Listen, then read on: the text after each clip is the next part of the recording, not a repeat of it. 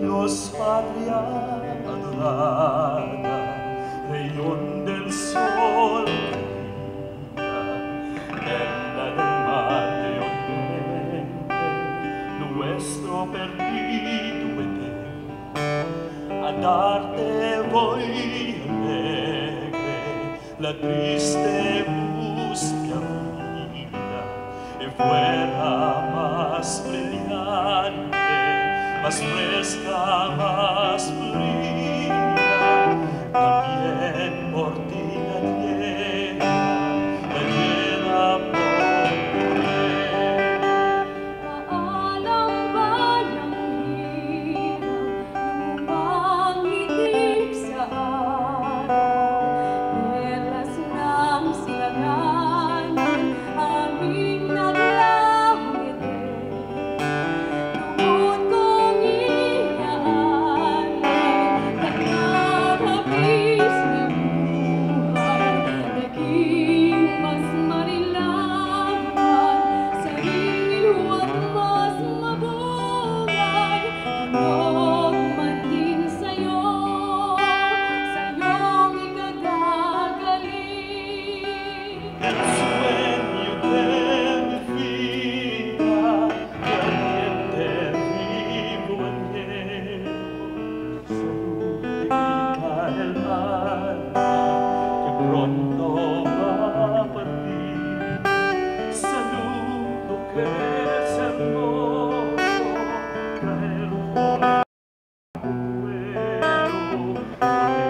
por tan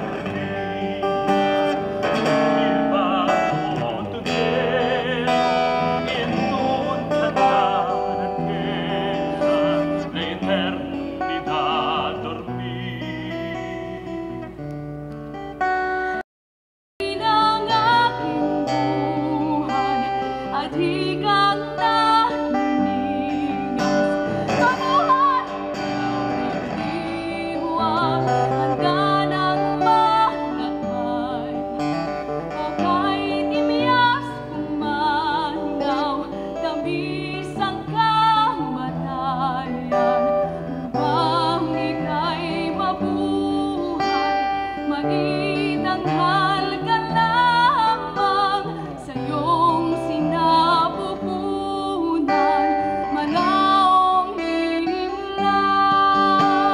Adios, kapatid, magulang, kabiyak ng aking diwa, kabatang kaibigan, sa tahanang natangay, sa nakakahabong araw, salamat at himlay na. Adios tayong mag-ibig, aking sinta at ligaya, mga mahal pangalan, kapahigahang mamatay. Adios, Padres Hermanos, Rostros de la vida, amigos de la infancia, el verde Nicolás, gracias al descanso del vanidoso día. Adiós, dulce extranjera, mira vida, mi alegría.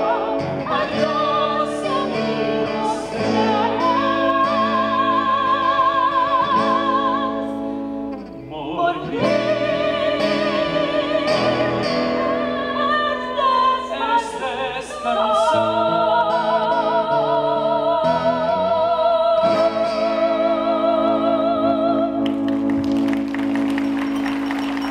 "35-year-old Rizal, an Indio Bravo, clothed in a black suit and hat, stood erect and calm in an open field by Manila Bay. It was the early morning of December 30, 1896. Accompanied by his Jesuit professors, he rejected the orders of the officer in charge to have his eyes blindfolded. He refused to kneel before his executioners and requested to face the firing squad. After being forced to turn his back, the Spanish Surgeon General took his fall. It was surprisingly normal. At 7:03,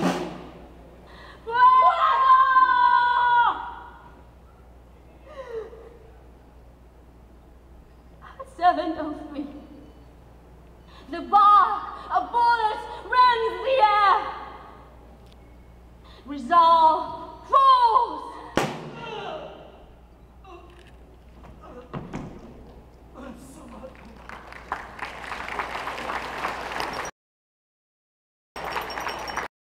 Consumatum est.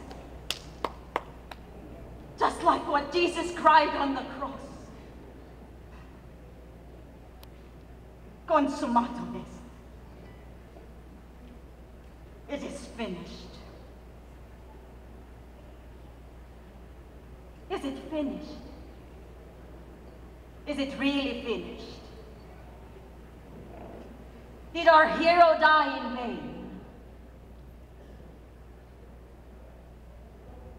What was Rizal's life?